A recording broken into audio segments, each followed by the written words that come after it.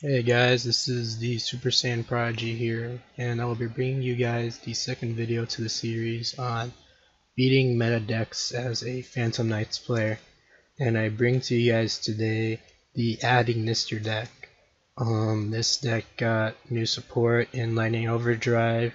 It's been played by a Yu-Gi-Oh player named Pac, who was able to get top 16 at the last LCS tournament of the previous format. And this deck has been popping up on Duel Book, remote duels, everywhere. Yeah, so I'm gonna give you guys the what the deck is able to do, what's its win condition, where to hand trap them, and a duel analysis where I take on one of the top 10 most highly rated Dueling Book players and beating him with Phantom Knights. So the main goal of the deck is to get out the Arrival Cybers. This is a Link 6 monster that is basically an ultimate Falcon, and then it can also pop a card on their turn. It's not a quick effect. So how they go about doing so is they run a bunch of different attribute monsters. You get, let's call them Pokemons, like this is Fire One's Charmander, this is Pikachu. And they go about doing so by using one of their starters and trying to link into the Dark Infant and search out for the Island spell card if they haven't done so already. They have multiple different search cards through Signet Mining and the AI Michu. Oh yeah, remember that if they don't special summon out the Cybers monster from the extra check on that turn, they have to take 2300 points of damage as well. I see a lot of people forgetting about that, and I forget about that sometimes too.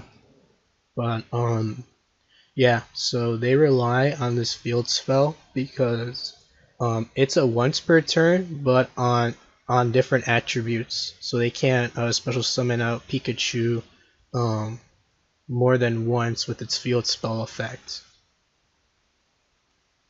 So they can only be able to special summon once each attribute. And with that, what they like to do is go into this like monster card called Dark Templar. And what Dark Templar does is that if they special summon a monster to the to an arrow it points to, they can special summon back as many Ignister monsters as possible to the rest of the arrows it points to.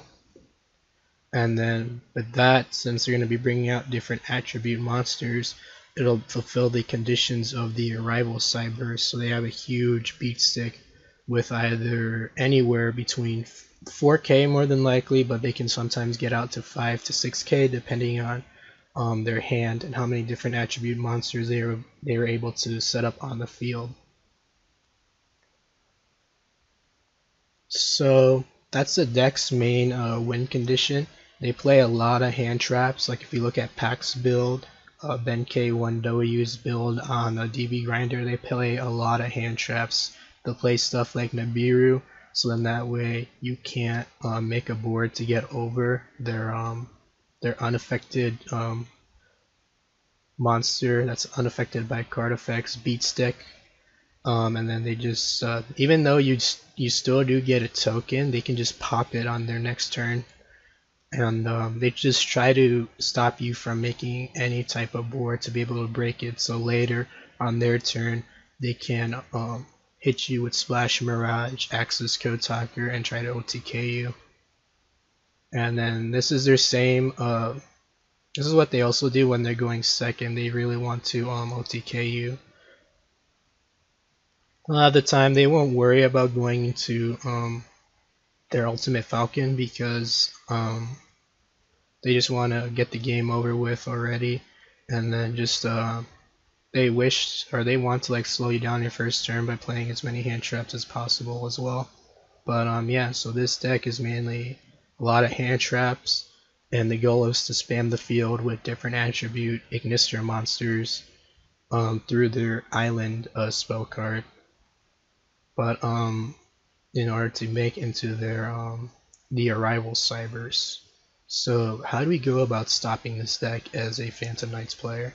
Well, you want to try to use high impact hand traps. So unfortunately these aren't going to be level 3, so you won't be able to go into generic fodder with them to go into Sharabini, but I feel like the payoff is more than worth it, because when you Nibiru them, you want to Nibiru them when they use the effect of Dark Templar. So after they actually finish the effect, when it resolves, drop the Nibiru on them, because it'll get rid of all their different attribute monsters, and at that point they already um, used up the effect of Island to be able to special summon each different attribute Ignister monster once per turn from their hand. So that is this is the best card I think to use against them, since it'll leave them relying on their hand traps and to be able to get them there on so they can be able to come back on their next turn. But also another good high impact hand trap is Droll and Lockbird, since this deck really relies on searching to be able to get to their field spell, search out all their different Ignister monsters, and also their draw power, which this is basically a pot of greed if they have an Ignister AI land in their field and in their hand. That's pretty broken, because if you open up no hand traps against them, they'll be able to plus a lot, because this is basically like a pot of greed. See, because yeah, they put back the AI land that they already have in their hand, and then they draw. So it's pretty crazy, because they'll more than likely draw into more hand traps. But yeah, so unfortunately these aren't level 3, but I think they're more than well worth. It's more worth it than to not just play, than to not play them. So Ash Blossom, talking about like the other most commonly played hand traps, Ash Blossom isn't that good.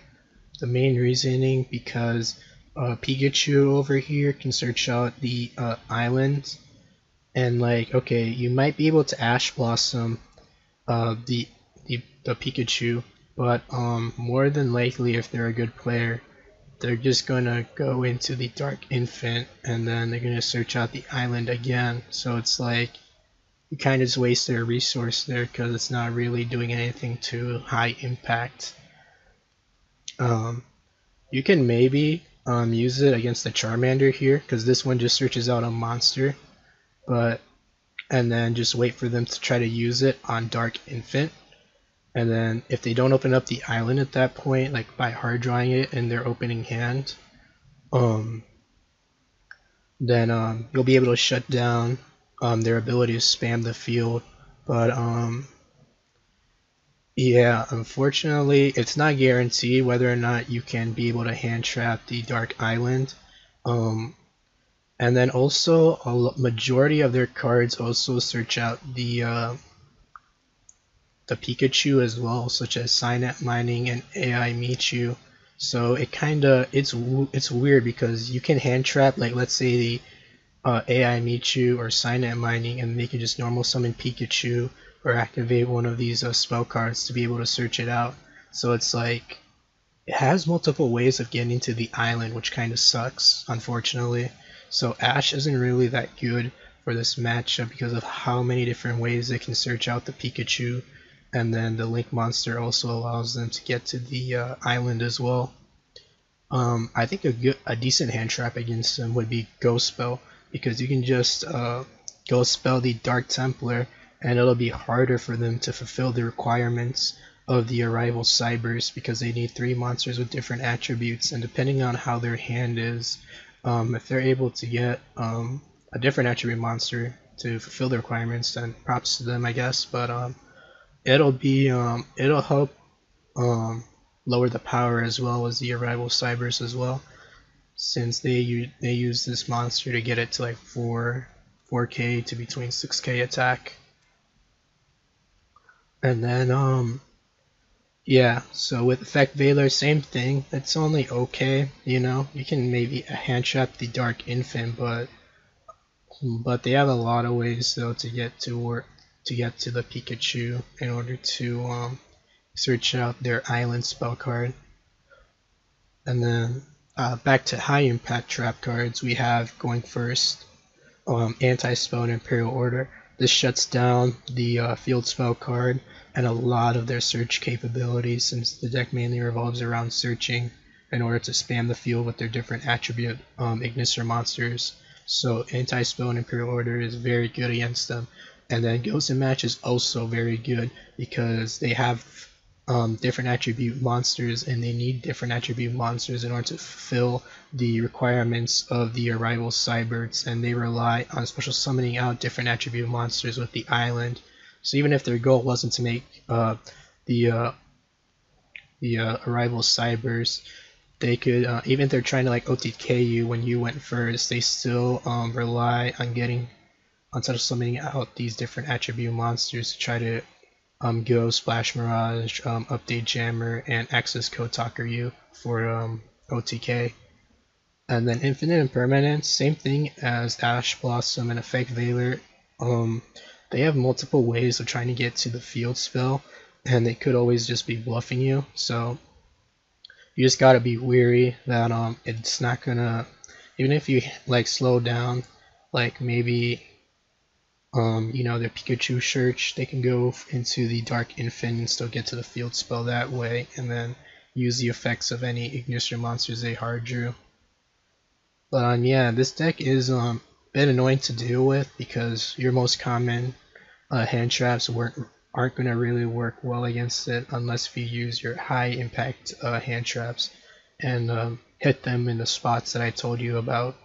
But yeah, I'm going to go ahead and get the duel analysis rolling away. Alright, so here is the duel analysis for you guys. So I was fortunately able to win the RPS, which really favored in my situation. So let's go to the opening hand. I drew alright, you know, I have a Phantom Knight monster in the name, which is always good, and a extender.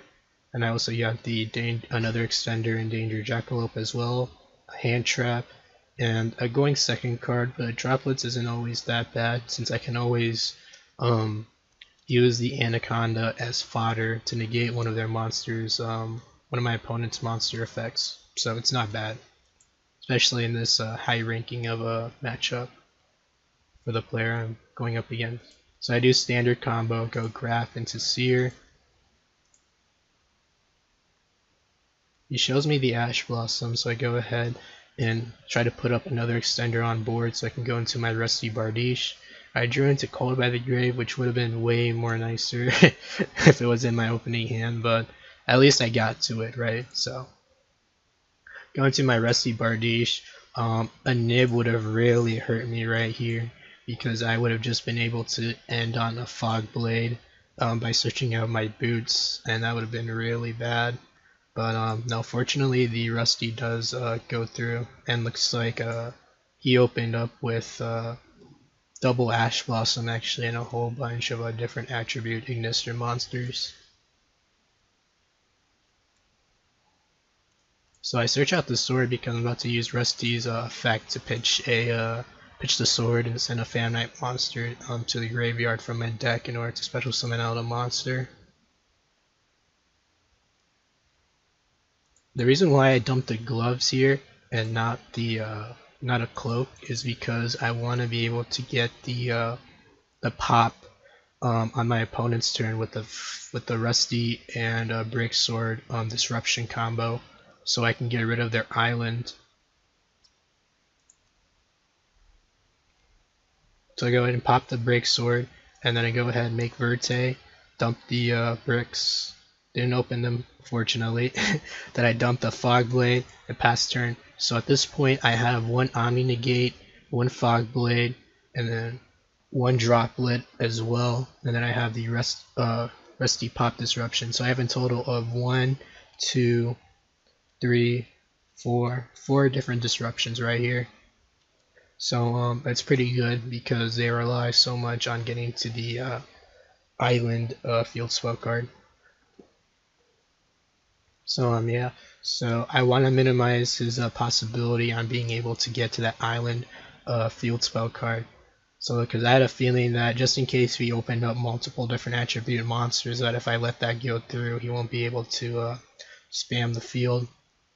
So I go with Fogblade the Pikachu, and then with Dark Infant I send the Vert Anaconda with droplets. Then I use um rusty pop disruption combo with Break Sword in order to get rid of his field spell. Now he will try to get the island field spell card back, but since I have the Dragoon negate, I'm able to prevent that because they're able to revive the field spell though, because if they control if they banish a Ignister monster from the graveyard. So I was fortunately able to stop any potential plays he could have done.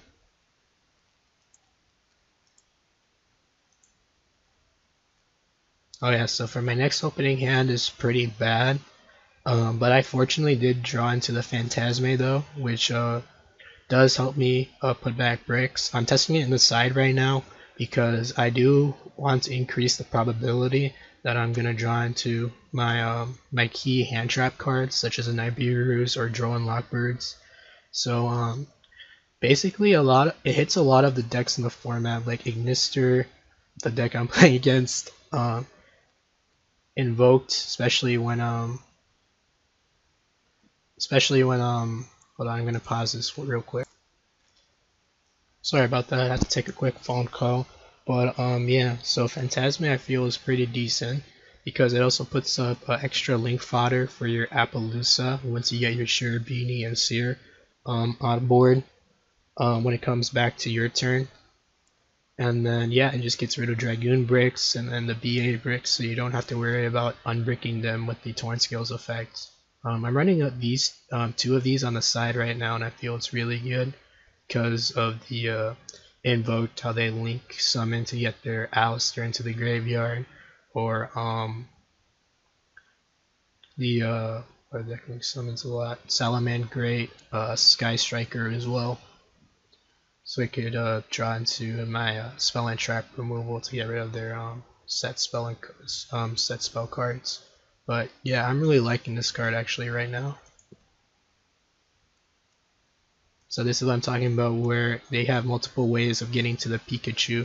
Because let's say if I Ash Blossom the Pikachu, he has another Ignister monster in his hand. So by me ashing, effect mirroring it, or imperming the Pikachu, he's just going to go into his Dark Infant and search out the spell card. And if I don't hand trap this, he's going to search out for the field spell card anyway. So it's like a double-edged sword because those like minimal hand traps that we have to play, unfortunately, it's like they're not really high impact against this deck, unfortunately. Maybe against this one it's decent since it is a pot of greed, but that's about it because like they already search through so much through their deck if they're able to resolve this. So yeah, I dropped the Dark Infant, and I unfortunately got lucky that to where I drew into Nibiru. Because don't you guys ever have those moments where you draw into like the perfect hand trap card, but then if you would have had it in your opening hand when your opponent's going first, it would have wrecked their turn. Like when you top deck a Droll and Blackbird, you top deck a Nibiru. That's what would have happened to me. But fortunately, I did use Phantasme to be able to draw into it and put some of my bricks back. So here I decided to hold on one second. So I do put back the Seer because Seer is a lot harder to unbrick than Graph is, and I want to keep the Red Eyes Fusion just in case if my regular combo doesn't carry me. Like I'm gonna go into Cloak and Wielder because I feel I have enough extenders, but unfortunately he's just gonna draw into more cards that'll stop my plays, like the Called by the Grave and the Solemn Strike right here, which is gonna perfectly out my board. It's gonna go into Cyber Wicked, add the different Ad Ignister cards. It's gonna, yeah, see he added the Cyber's Tuner, which weirdly enough, this is a tuner monster, surprisingly, even though they don't run any synchro monsters, but they just run this so I can search it out to get more different attribute monsters out. Splash Mirage is also a good monster reborn too.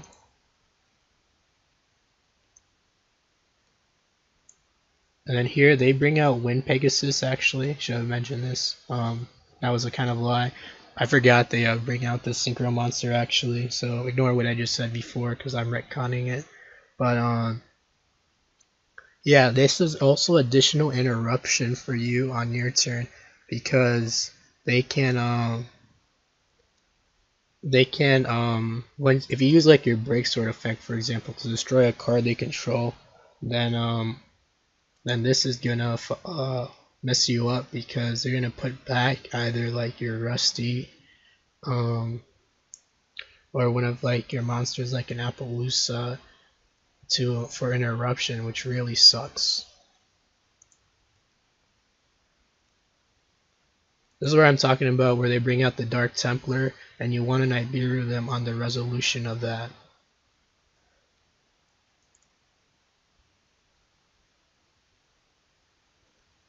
And then see how he just has to just set cards and pass on from that point because he already exhausted all of the different attribute monsters from his hand with the Ignister Island field spell card.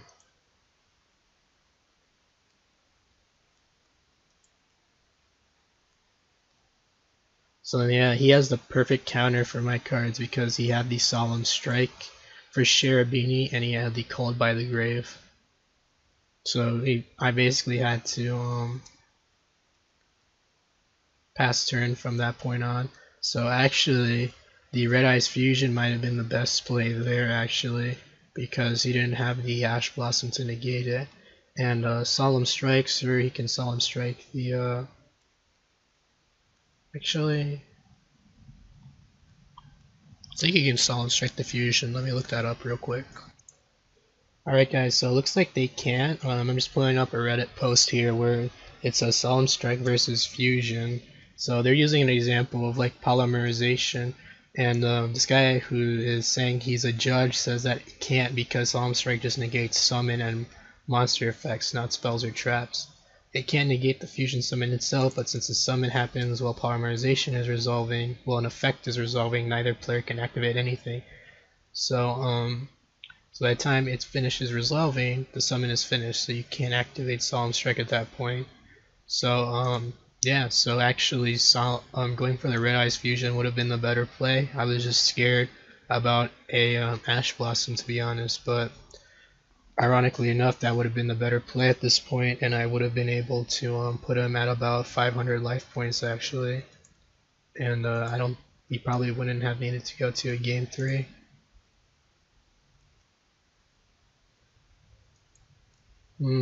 Probably still though, maybe because depending on what I negate, like I think I would definitely negate his transcode talker, his Fogblade, the Axis code talker, if he was able to bring any with. Thing is, I would only have 2 negates though. That's the thing. I'd have a Fogblade and a Dragoon, so it would depend.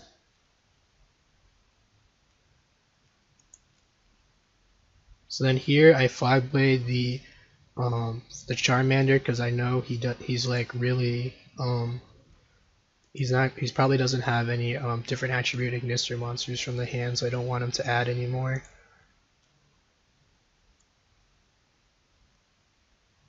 But he does have the Reborn though, so now he's able to like add back his different Ignister monsters from his graveyard to his hand, which I was hoping he wouldn't have. So he's just able to go to Splash Mirage at this point, and then start searching out more from his deck again.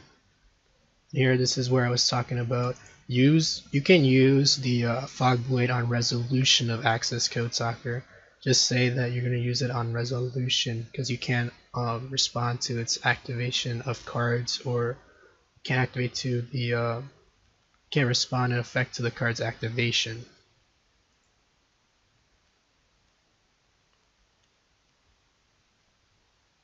So here, he misplayed a little bit because he bounced back my Nibiru, but I can just use it again from the hand.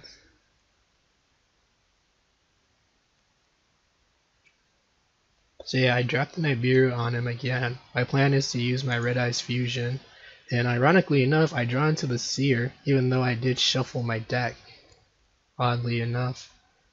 Because I did shuffle it after I used Phantasme. Hold on one second.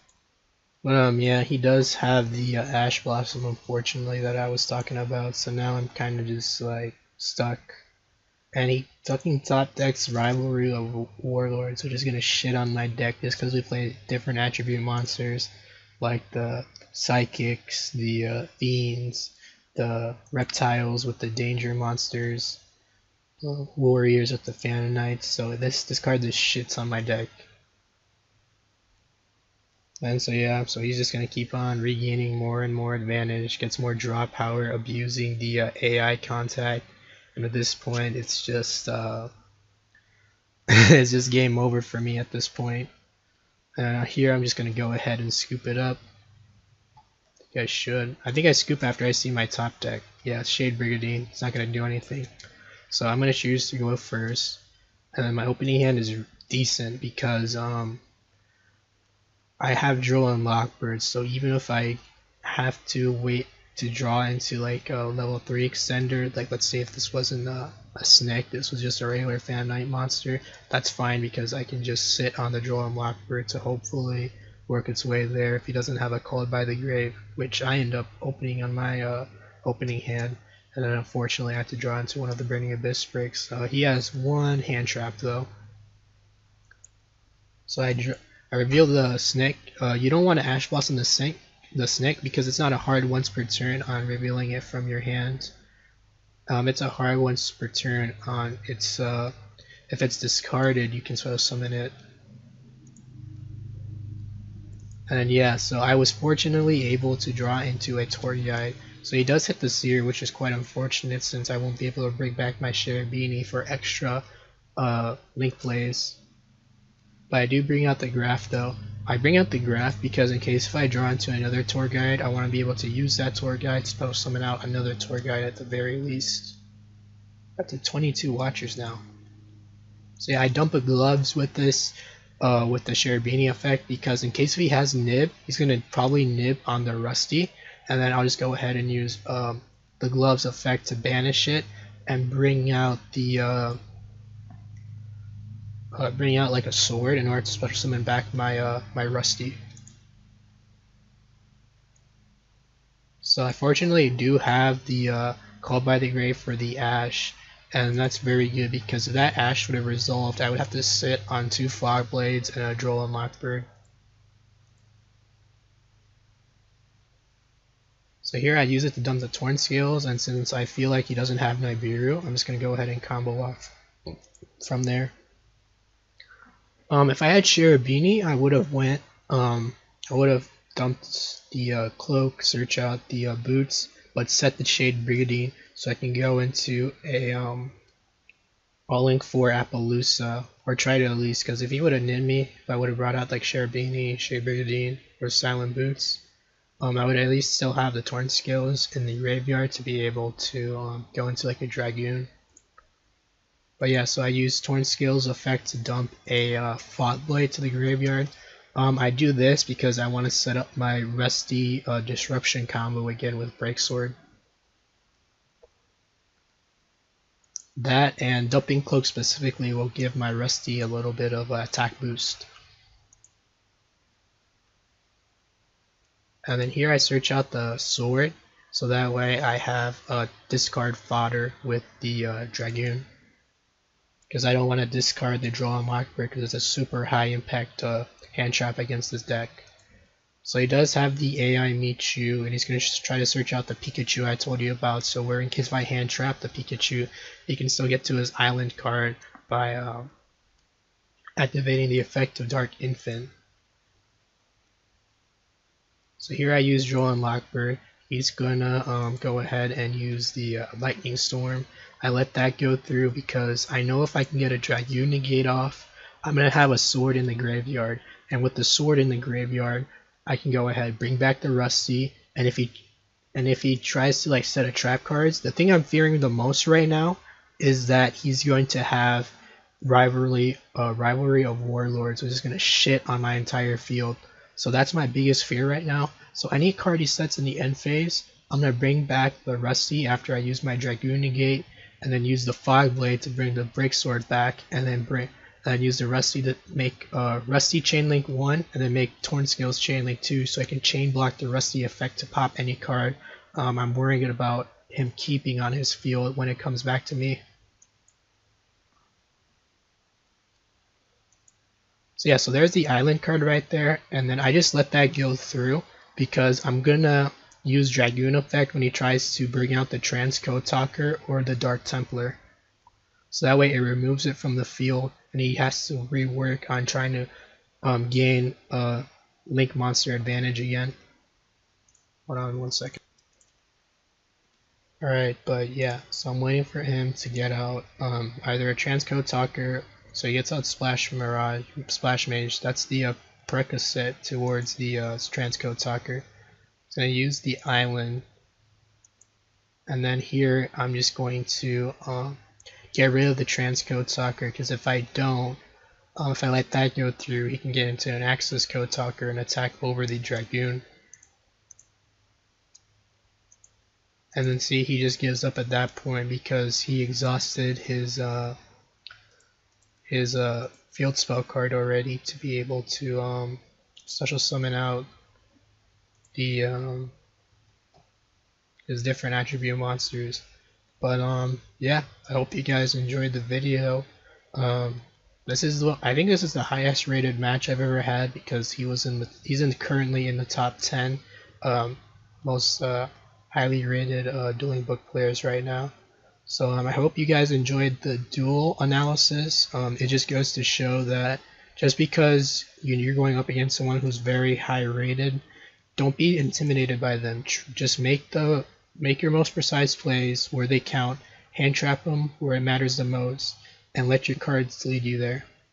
So I hope you guys enjoyed this video. Hope it helps you guys feel more comfortable against the Ignister deck, and I'll go ahead and see you guys later.